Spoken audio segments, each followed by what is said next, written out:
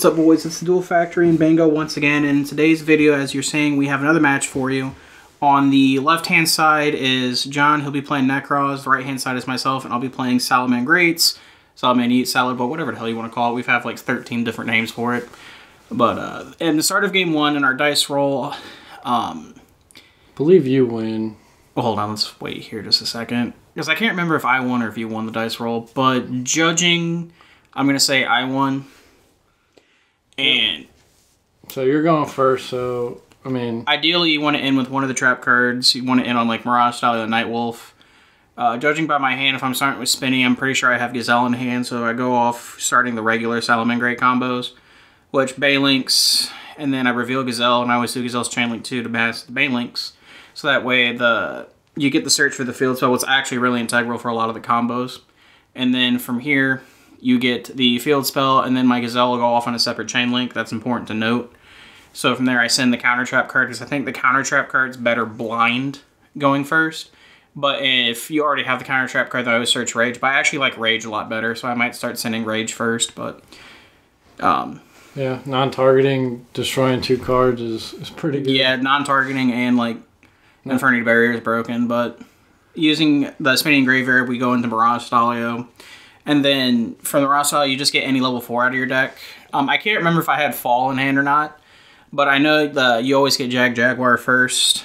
If you have an awkward hand, sometimes you have to go for the Falcon. But in this case, we didn't have an awkward hand, so we just went ahead and went straight Jaguar. And then... So what happens with the combo if you draw a Jaguar? You just summon a different level 4, a different Salamangreat. A lot of the cases, sometimes if you don't have Gazelle already, you'll summon Gazelle. Falcon for the play to reset, especially if you open like Salamangreat Circle, sometimes I'll go for Falcon. And you can just so on and so forth. It honestly just depends on your hand. But here's where the field spell comes in. Just being able to link summon with a monster using the whole materials, it's insane. And then seeing there, that's what gets the roar back to my hand, and then use the Jaguar to add the Gazelle back so I have a follow-up play.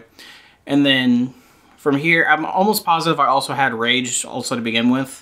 So I think I end up setting 3 to end my turn, but be able to verify here in just a second. Yeah, I notice a lot of people, when they do Balinks into Gazelle combo to block the chain, some people forget to drop the trap card or like the missing piece of their combo. They just forget to I do that. I do that frequently whenever we're testing. I'm guilty of that. I'm also guilty of not resolving my Stalio effect to bounce. That's one thing that people need to remember. So, I mean, I'm not feeling good going into this because your 2 sets, I mean, you only play like three back row. It's either Called by the Grave, and I think in this build you were playing Impermanence, and then you got Roar and Rage. So, I'm pretty afraid. I was hoping you would negate that, to be fair. Which I had Ash Blossom in hand, so I didn't even have to use the counter trap card, so that just makes your situation even more dire. Yeah, so I got 5 cards to play through.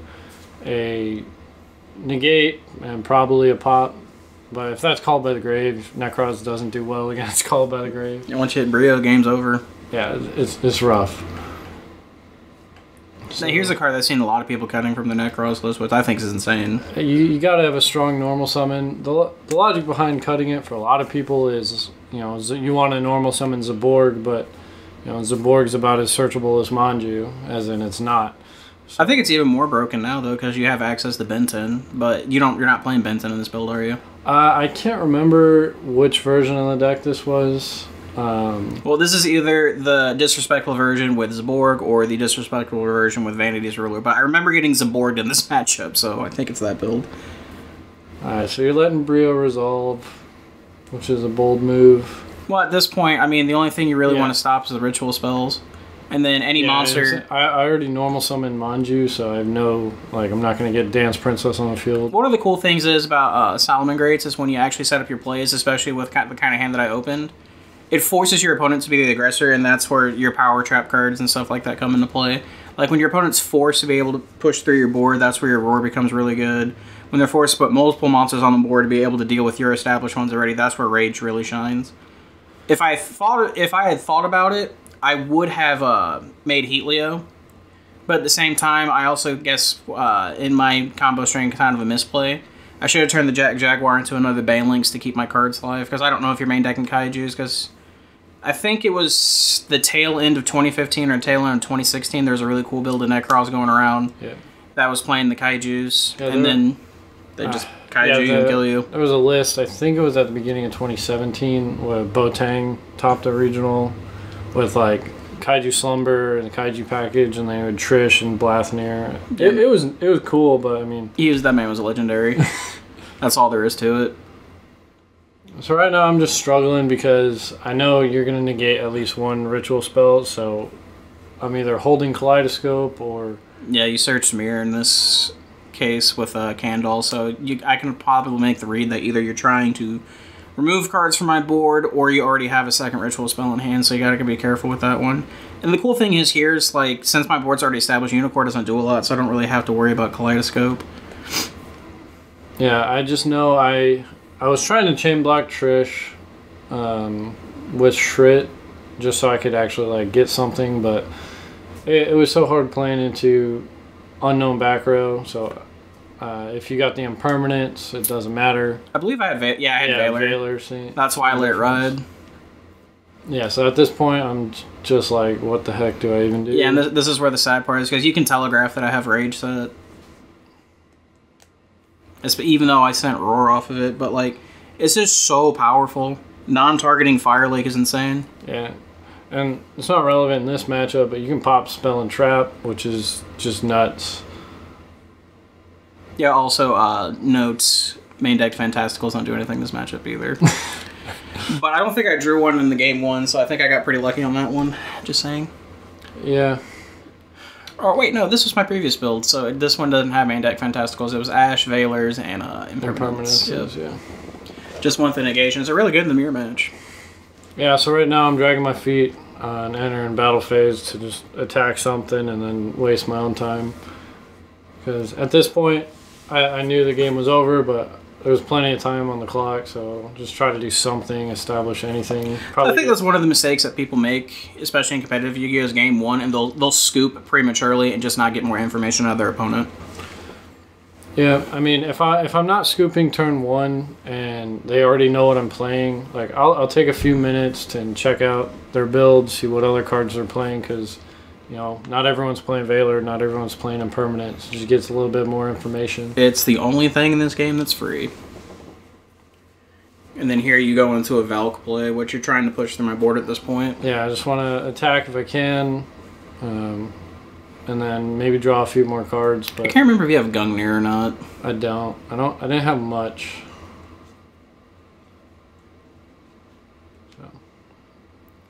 I'm saying at this point there's two established monsters, and I think we had entered battle phase where he was thinking of what he wanted to do. Yeah, this is battle phase right here. I'm just like, because if I don't kill Stalio, that's a free out to anything. Yes, I mean, and then you have Ash Engrave, so if I leave just one monster on the board, you can either bounce it or make it 0 with Heatleo or. With Heatleo, then go into Fusion of Fire. Yeah, so I know I'm basically dead, but yeah. And see, this is where the Rage comes in. The double pop with the Rage, and then scoop it up. Yep, so now we're going in siding for game 2.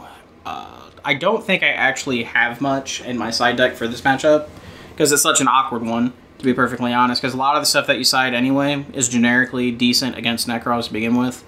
Yeah, and we're not building these decks strictly because I know you're playing Salamangreat. Like, when we go into it, this is what we would take into a regional or any OTS. So that's how we try to play. You're not really siding for the Nekroz matchup. No, I would never side for the Nekroz match. As much as I play against it, it so seems, I would never side for the Nekroz match, especially unless they just got like some broken support that no one's ever heard of and it just makes it insane again. Yeah, it's that trap card we were talking about. Yeah, the make-believe trap card. Tribute from your deck, man. I'll tell you one card that's actually really good against your deck, but it's not good in general right now, is Lancia, and I thought about playing it. But Evenly Match isn't as popular now, so I don't think there's really a reason. Some people are still playing Lancia for, what, Thunder Dragon, like the Danger... You can, but like the new build of it is just... It's just like, it seems mediocre. It is. Because like, it's cool. I guess you can turn off their... But like, you have to shotgun it, and like... You shotgun it, the card's still in their hands, like...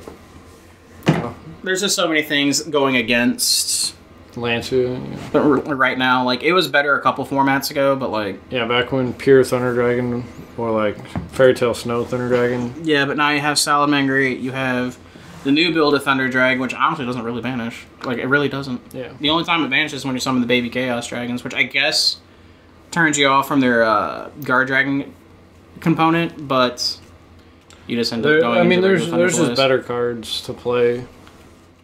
And I always seem to have Ashbury Extravagance. It's by far my favorite thing about this. Revealing the worst one to draw. The Turnip. The Turnip loves being in my hand. Like, I don't know what it is. It's kind of like how, what was the card that was glued to my hand for the long... Oh, the White Dragon. Yeah. In Crusadian. I draw the white one, but I couldn't draw the black one. What was it? We did that one time in Dueling Book. I had like glued to my hand like 5 games in a row. Yep. It was so infuriating.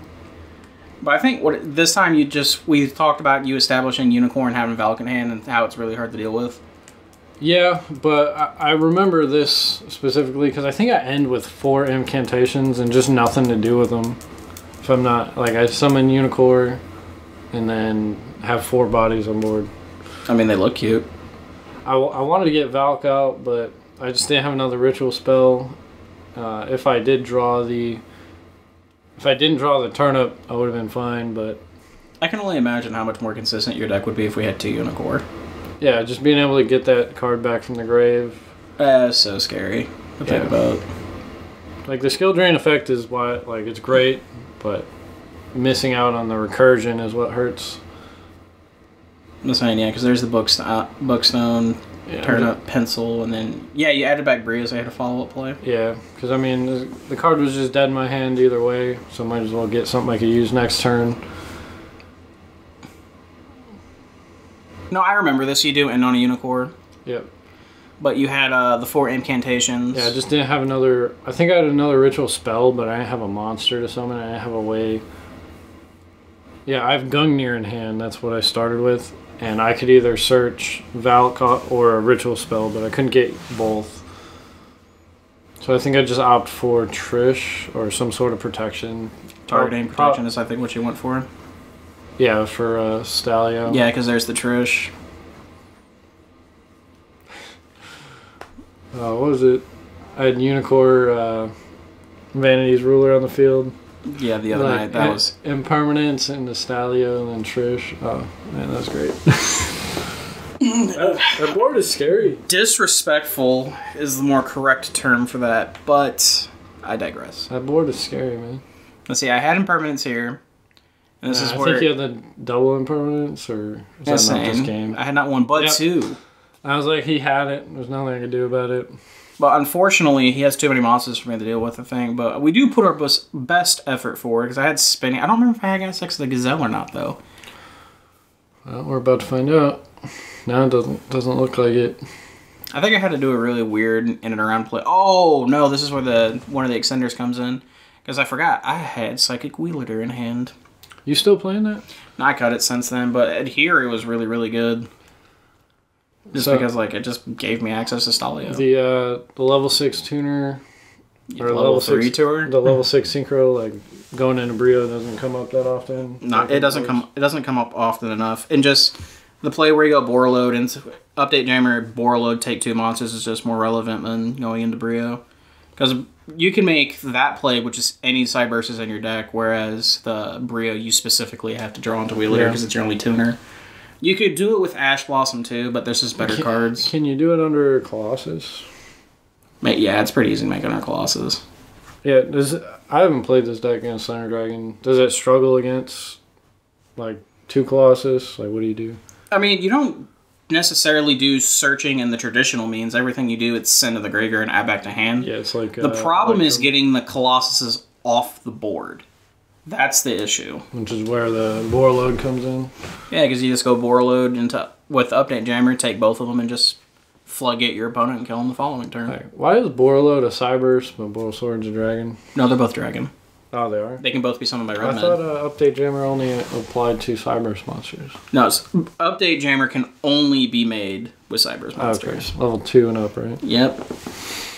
But... at this point, this is where Stalio not being able to summon the monster in attack position is actually really sad. Because I could have cleared a lot of those monsters and been able to push a lot harder, but... Yeah, like, you're forced to bounce the Yu-GiOh, if I'm not mistaken. Well, no, this is where paying attention to your card effects actually comes up, because I 100% forget to do my Stalio effect. But then we sat there for a minute or two talking about it, and it might not have been correct to bounce Unicorn anyway, because you could just get back any card you wanted. Yeah. Especially since it's a tradition in your graveyard, and you already have the Brio back. Oh, no, I was playing Mega Zaborg here. Yeah, no, because it's super disrespectful, because you take the last 8 cards out of my extra deck. Yeah, but you cleared I mean, I guess you only had 8 cards in your extra deck, so it didn't matter. But you they were all going. You cleared all the dark monsters. I was never getting them back. And this is where it sucks a little bit, too, because I was forced to use my Gazelle. And that's kind of why I went away from Zaborg, because, like, it's fantastic. Like, take half the extra deck, get 3 searches. But after turn 1, it's a mediocre draw. It's also not very good when you have no incantations. Yeah. Like, it's just awful. You draw two Zaborgs, a Nekroz card, 2 Nekroz cards, and a ritual spell. Like, it sits in your hand and looks pretty, and that's it. It's all ultra. It doesn't even look pretty. Sad reacts only in the chat, boys. Sad reacts only in the chat. Yeah, I think you're just trying to get as much damage or, like, bodies on the field. Yeah, I'm just trying to think, because I have Rage in the graveyard, and I'm trying to be able to make Heatleo without using the Sanctuary just yet, or make Sunlight Well without using the Sanctuary, so I can go into it. See, I remember at this point what I just elected to do is because I had the Gazelle in hand, and then I remember I already used Gazelle this turn, so that was an illegal play right there, but we stopped it before it happened, so it's good. Oh wait, no, there's Jaguar, and then I realized, there you go. So what I elected to do at this point is, knowing that I had Rage in graveyard, I clear the 2 monsters, specifically the light ones, so that way, even if he does have Zaborg, because I wasn't paying attention to my extra deck count at this point, but I know I had went through quite a few. But I clear the Pencil Plume, and I clear the Candle. And then what ends up happening is I go into Heatleo, then use the Sanctuary to make a second Heatleo, and then I set Rage and pass, so that way even if he does mount some sort of a comeback, which I don't think was likely, but it was still a possibility, I would have a way to clear 3 monsters. Yeah, clearing the Candle, not only for Zaborg was annoying, but I know I had access to Cycle, and you kill the Yu-GiOh, I believe, so it was just a little frustrating, but that's because you actually know what you're doing. On some occasion. Other times it looked really stupid because I'm not paying attention to my card effects. It happens though when you're testing. And I'd rather it happening in testing than an actual event. You're making a Heatley. Yep. So. Yep, and then we reincarnate Link Shoken. Make the Heatleo, and like I said, end on Rage. And then I can't remember if that other card is called by the grave or not, but the only card he blows me out with at this point is Twin Twister. Which I've thought about playing in the side, but obviously I wouldn't have sided it in.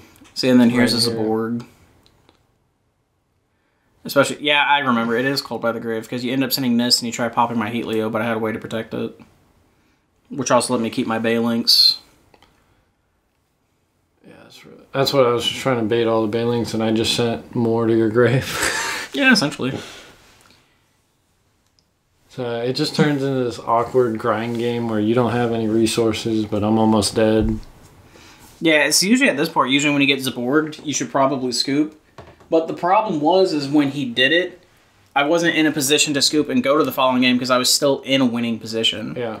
So that's where kind of like gameplay decision comes in at that point. Because like I could have and save more time for game 3, but like, why would I do that when I'm up a game and I'm the aggressor?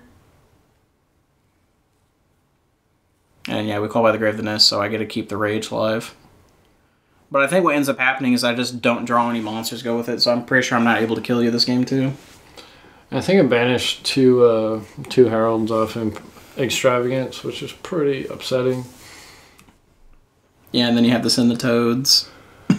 Yeah, I'm just sending my water extra deck monsters to add them back because I didn't want to play into Called by the Grave on Brio because that would have really messed up my turn. So I didn't want to use that first. So I just add back the Trish and then there's that good old Banished Nist.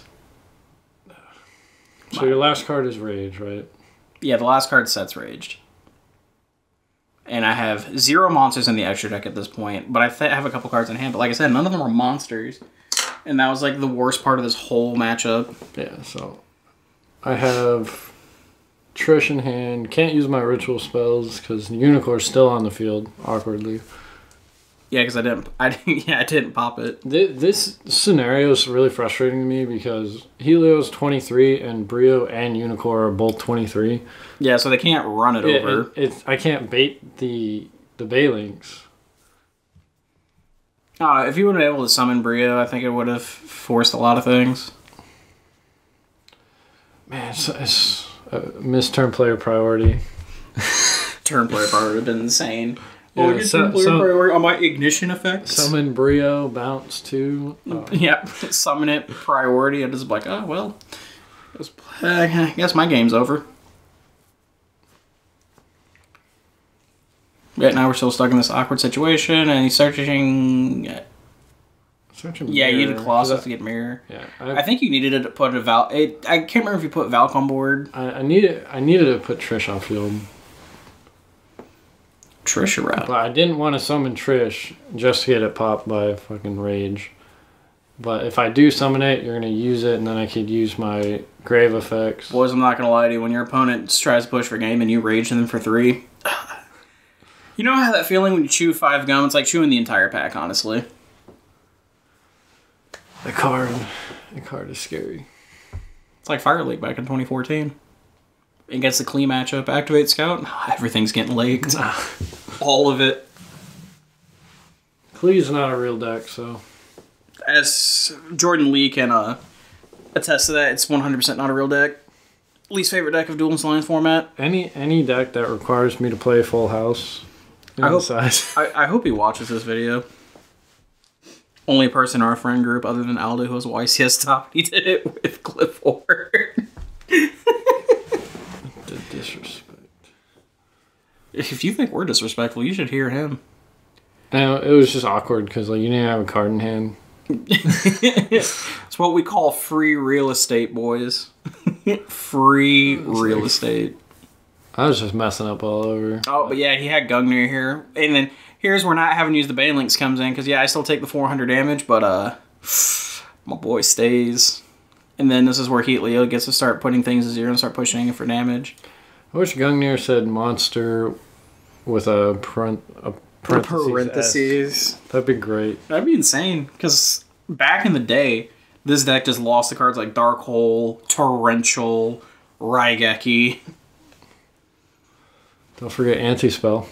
Well, that's not really a board wipe. But I see where you're getting from. I just remember the Anti-Spell Trevere. I just remember watching the finals. Nationals. And then here's another cool interaction where you have with Salamangreats. Ash Blossom just so happens to be a 0 attack point fire monster.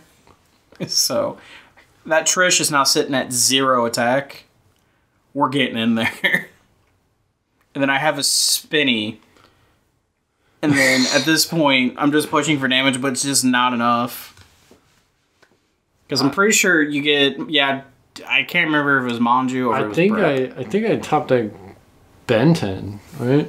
No, this build doesn't have Ben 10 in it. Oh, right. I'm almost positive that card in hand's Manju, and this is where I start losing the game, because I didn't have a way to put Rage back in my hand, because the play I'd have done would have been Jaguar, put Sunlight Wolf, and then put Sunlight Wolf on the field, but I didn't have another one to go into to add the card back. Yeah, now you have a card in your hand, because I don't think you can get rid of it. So that's all I see in my brain is like, I want to Trish him. Yeah, and I'm pretty sure it's on a hand trap at this point.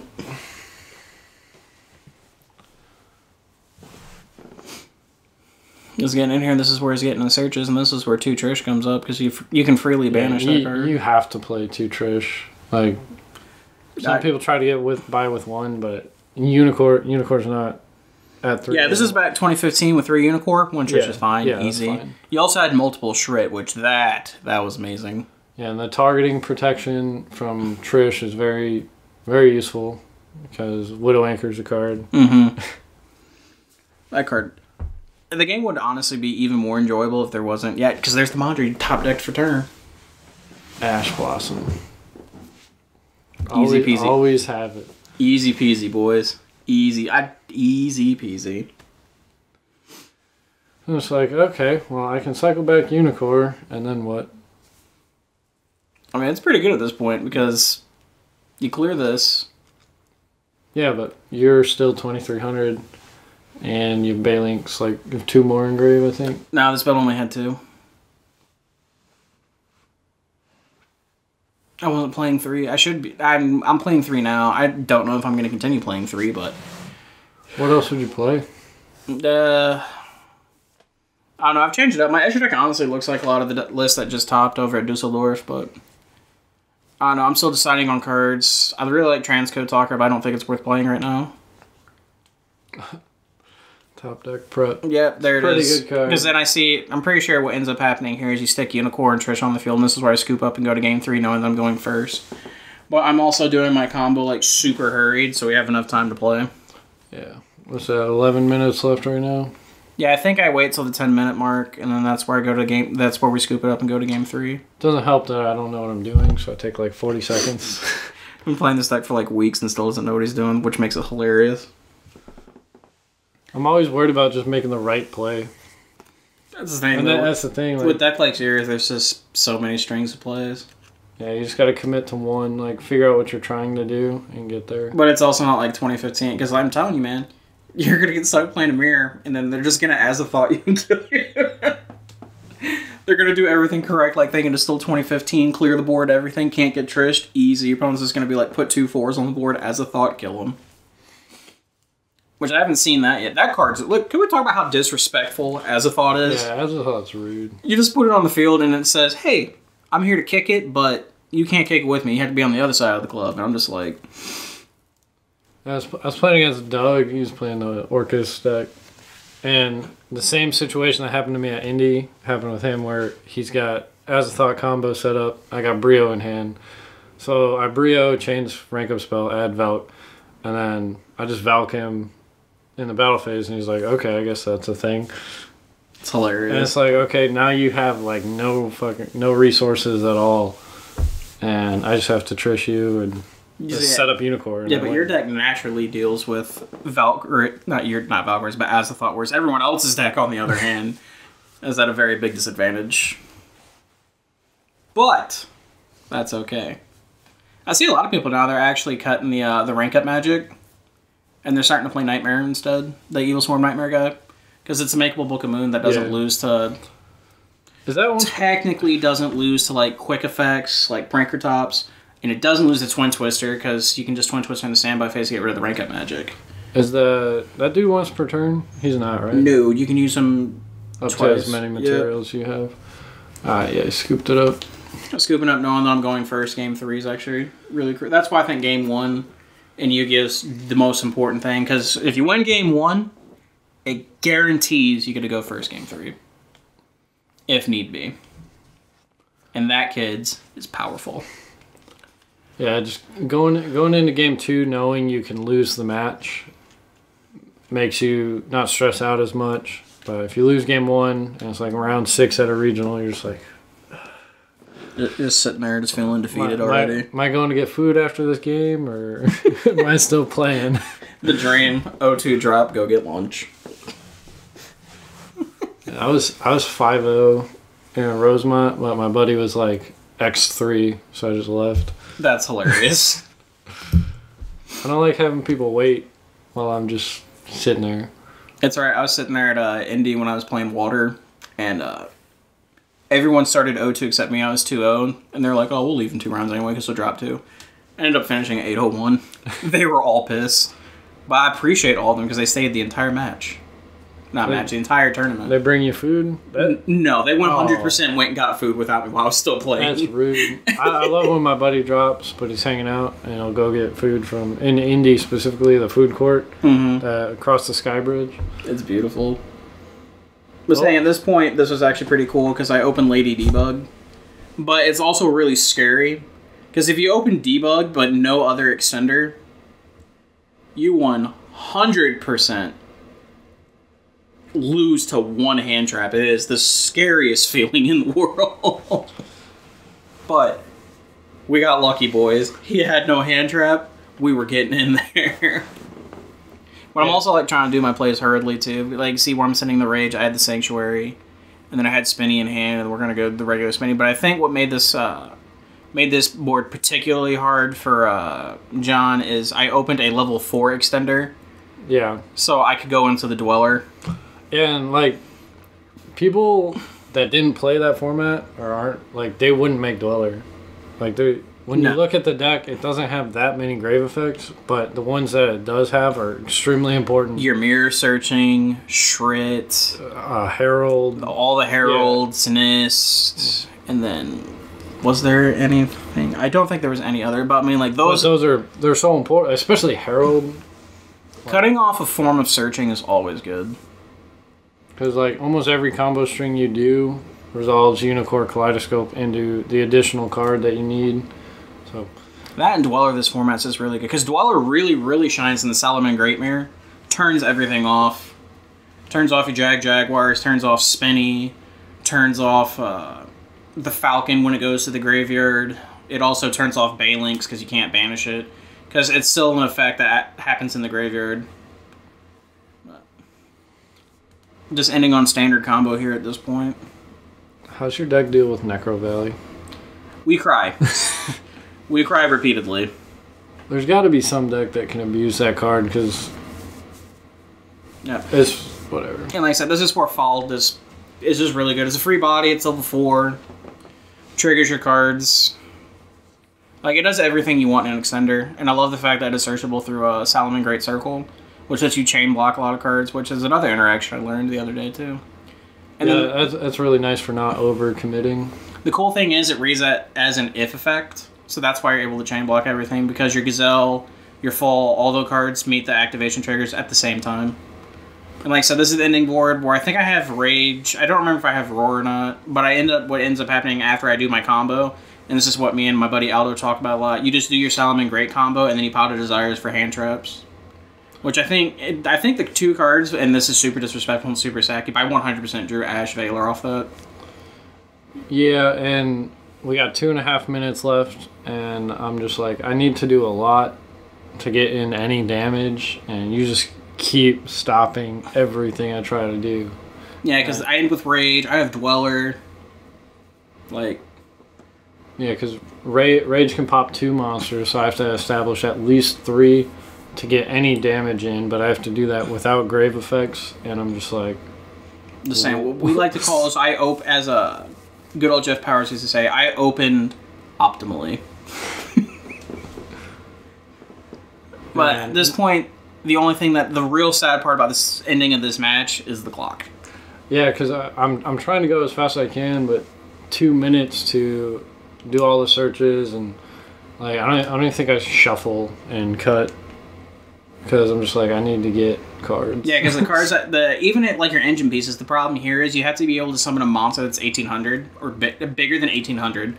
And the problem is with that is you don't have a single normal summon in the deck that can do it. You have to ritual I need summon. to establish 3 monsters of Yu-GiOh or higher to deal any damage this turn.